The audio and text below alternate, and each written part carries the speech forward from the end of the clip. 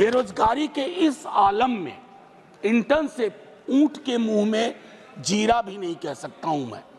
न वो परमानेंट वहां है, न ये लोग परमानेंट यहां है।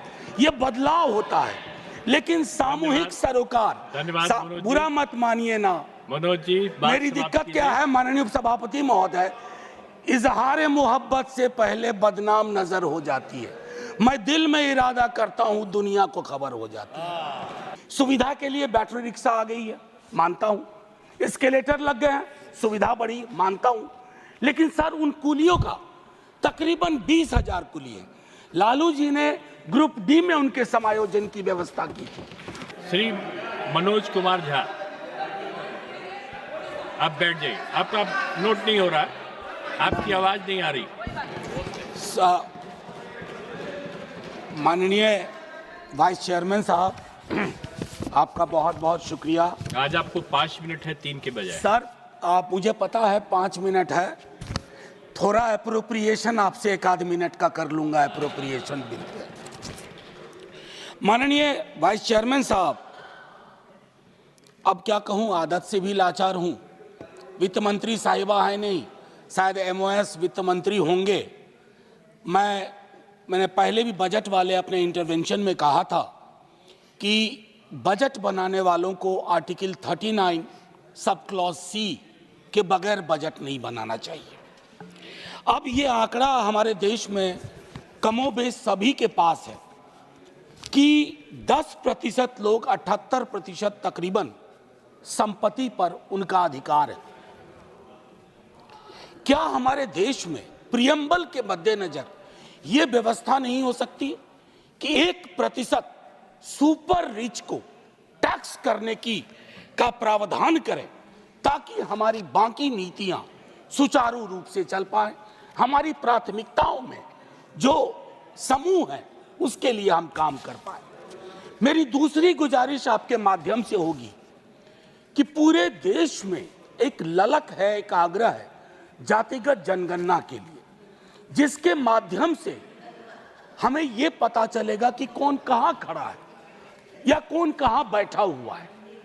फिर हमारा बजट प्रभावी होगा, क्योंकि हाल के दिनों में हमने देखा है अपने पड़ोस के एक देश में लोग बाकी कारकों के अलावा जो लोग आर्थिक प्रगति में अपना चेहरा नहीं ढूंढ पाए, वो सड़कों पर उतर आए और सत्ता बदल के रख दी। मैं समझता हूं हम लोगों को प्रिवेंटिव स्टेप्स लेना चाहिए।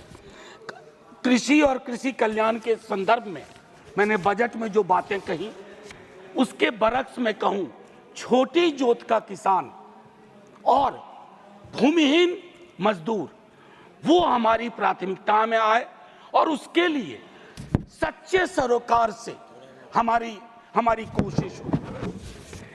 इंटर्नशिप की व्यवस्था की गई है।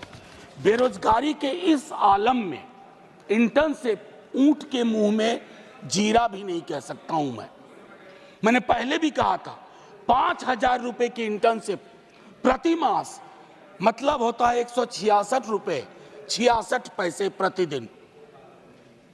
ये न्यूनतम मजदूरी से कहां ऊपर है कहां नीचे है, इसका आकलन होना चाहिए।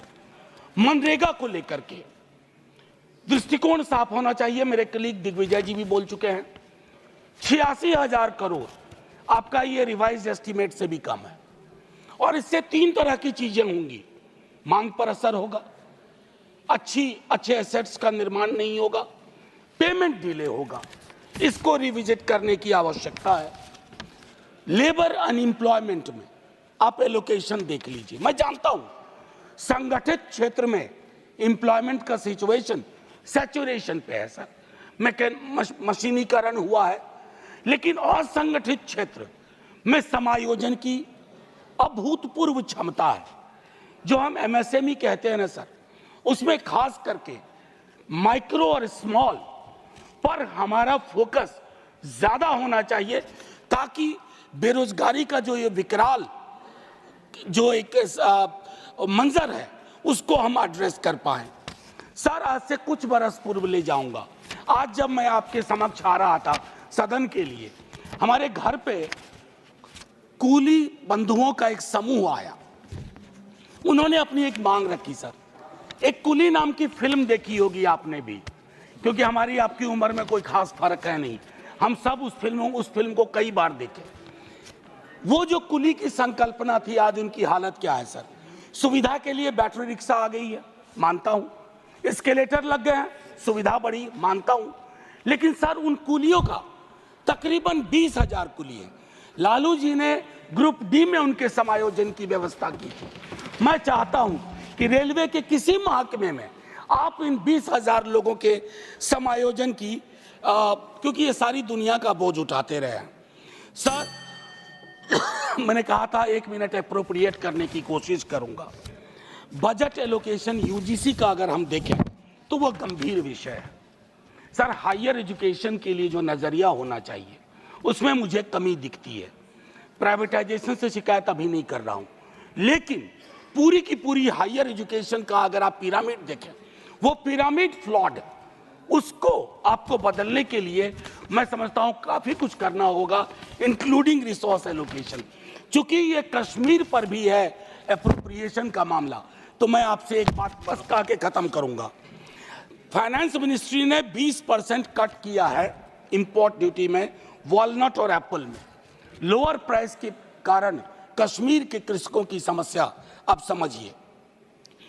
उसके अलावा जो स्लैशिंग ऑफ इंपोर्ट ड्यूटी है 70 से 50%, वो वॉशिंगटन एप्पल पे, यानी कि वॉशिंगटन का सेब, उससे कश्मीरी सेब उत्पादकों पे कितना फर्क पड़ा है, ये फाइनेंस मिनिस्ट्री को समझना चाहिए।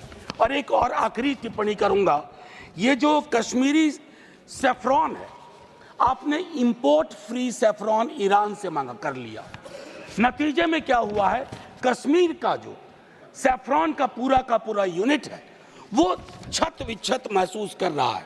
तो माननीय उपसभापति महोदय, मैं सिर्फ इतना कह के अपनी बात खत्म करूंगा कि ये सब रिचुअल न बन जाए कि अप्रोप्रिएशन पे बात होनी है, कल फाइनेंस पे बात होगी, बजट पे बात हुई है। अगर सरोकार प्रदर्शित किए जाते हैं, और ये इसलिए नहीं है, कोई भी परमानेंट नहीं है सर, न वो परमानेंट वहां है, न ये लोग परमानेंट यहाँ है, ये बदलाव होता है, लेकिन सामूहिक सरोकार, बुरा मत मानिए ना मनोज जी, मेरी दिक्कत क्या है माननीय उपसभापति महोदय, इजहार मोहब्बत से पहले बदनाम नजर हो जाती है। मैं दिल में इरादा करता हूं, दुनिया को खबर हो जाती है। शुक्रिया सर, जय हिंद।